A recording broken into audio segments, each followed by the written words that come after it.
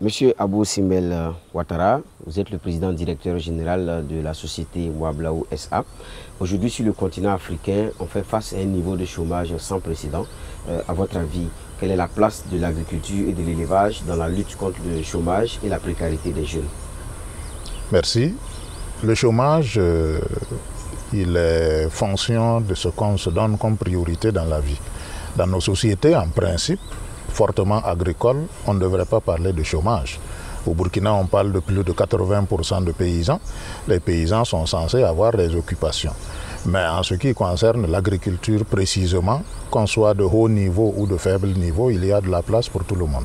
Aussi, votre société crée surtout des opportunités pour les femmes et les jeunes de se créer des revenus dans la vente des œufs. Pourquoi ce choix?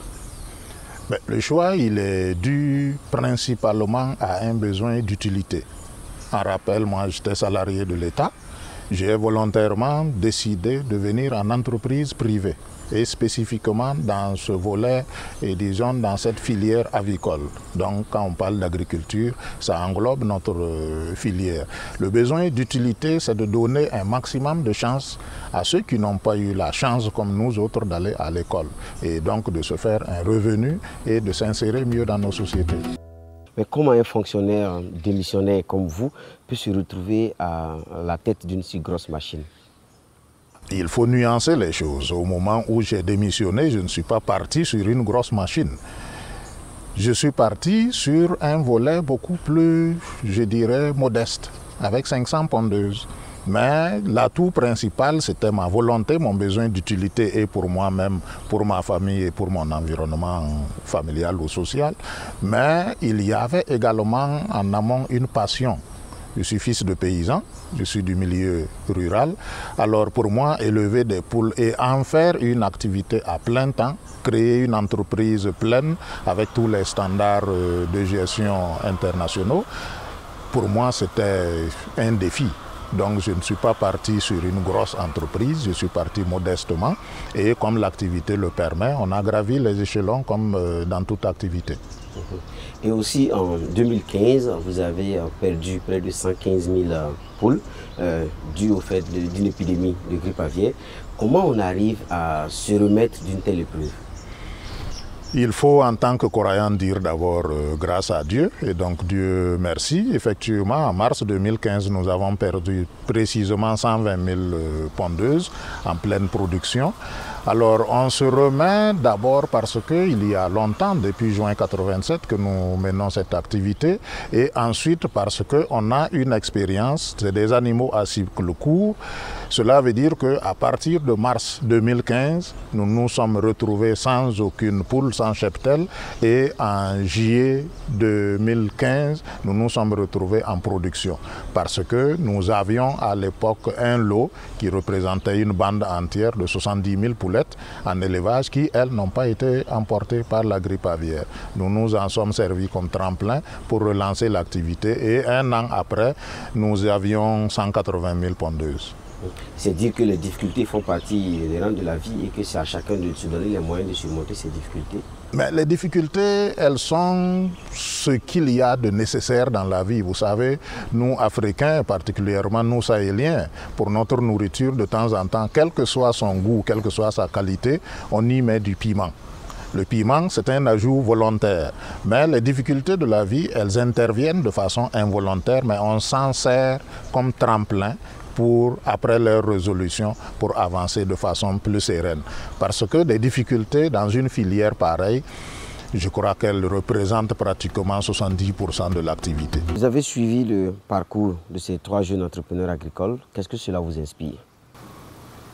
Cela m'inspire beaucoup de réflexion. Et il faut savoir que le monsieur en Guinée, moi, c'est cet exemple-là que je souhaiterais beaucoup encourager.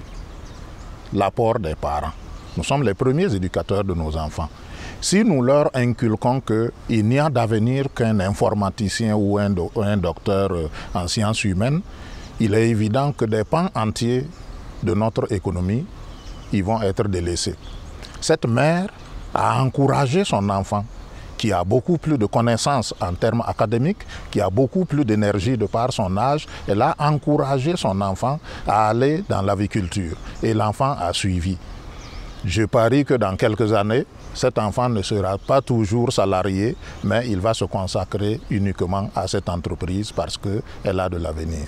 Si nous prenons le cas du couple ivoirien, vous avez vu ce couple qu'il est totalement immergé dans l'activité, monsieur et madame. Ben, c'est un exemple qui ressemble exactement au nôtre. Mon épouse et moi, j'ai abandonné toute activité, j'étais salarié de l'État. J'ai démissionné avant de commencer cette activité. J'ai démissionné pour commencer cette activité. Aujourd'hui où nous sommes, l'apport de mon épouse a été immense. Tous ceux qui nous connaissent, ils savent que nous avons tout fait ensemble. Nous avons tout fait ensemble. Quand je vois ce couple et leurs enfants, ben, ça m'attendrit. Je me vois 30 ans en arrière, comment nous avons commencé. Et je parie qu'ils ont de l'avenir parce que quand vous êtes à deux, toutes les charges sont divisées en deux et donc plus supportables. Enfin, les jeunes Burkinabés qui ont commencé avec 10 poussins, mais c'est exactement de cela que je parlais. Il ne faut pas se presser. Tout vient à point pour qui sait attendre. Chaque cas particulier nous rattache à nos réalités. Il faut encourager les enfants, il faut se mettre à deux là-dessus, il faut aller avec prudence. C'est ce que je tire comme enseignement. Quel message avez-vous à l'endroit des jeunes Africains et des décideurs aussi? Alors, le message, il est à plusieurs niveaux. Le premier niveau, c'est de suivre sa passion. Il y a que tout le monde, tous ceux qu'on admire aujourd'hui, tous ceux qui réussissent, tous ceux à qui on attribue un génie dans quelque secteur que ce soit, c'est des gens qui sont passionnés par ce qu'ils font. C'est de là que vient le génie. Il faut aimer ce qu'on veut. Alors, après cet amour qui est le premier atout pour aller dans ce secteur, il faut la rigueur. Sans rigueur, vous ne parvenez à rien. Avec le laxisme, vous échouez dans tout ce que vous faites, même si vous êtes prédisposé à cela. Alors, la troisième chose, il faut être formé. Sans formation, vous devenez même dangereux pour vous-même. Il faut être formé et puis, une fois que vous êtes formé, il faut accepter de baliser votre avancée de façon très méthodique, très maîtrisée. Il ne faut pas être trop pressé dans ce secteur précis. Je ne parle pas de ce que je ne connais pas, mais dans ce secteur, ça a beau être des animaux à cycle court, mais il faut, en plus de l'ambition, il faut avoir la maîtrise. Et elle s'acquiert au fil des années. Ça, c'était le message à l'endroit des jeunes et à l'attention des décideurs. Qu'avez-vous à leur dire? Les décideurs, je suis dans notre pays proche du découragement. Je ne suis pas un politicien, ni de formation, ni de vie. Je suis un producteur. Je suis un producteur en ce sens que je contribue à l'économie nationale. Je contribue à résorber des emplois. Mais je peux vous dire, comme on dirait face à face, que l'activité que je mène est la moins promue par les décideurs dans notre pays. La moins promue en ce sens que quand les jeunes décident d'y aller, ils n'ont aucune possibilité de se faire former en s'appuyant sur des fonctionnaires ou sur une représentation déjà formée au niveau de l'État. Pour exemple, il faut savoir que dans notre pays, il n'existe aucun spécialiste en aviculture moderne. Nous sommes obligés de recourir à l'extérieur.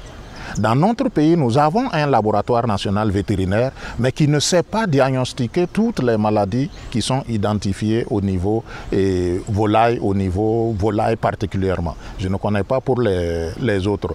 Il y a également qu'en termes d'investissement, vous avez vu le niveau d'investissement que nous avons. Quand vous décidez d'y aller, parce que votre expérience le permet, parce que la rentabilité de votre entreprise le permet, vous n'avez personne qui puisse répondre à la hauteur que vous souhaitez. Et ça, c'est parce que personne parmi les décideurs ne met son enfant à l'école pour devenir un éleveur ou un agriculteur. Merci beaucoup pour les messages que vous avez bien voulu adresser aux jeunes et aux décideurs qui, nous l'espérons, vont tomber dans de bonnes oreilles.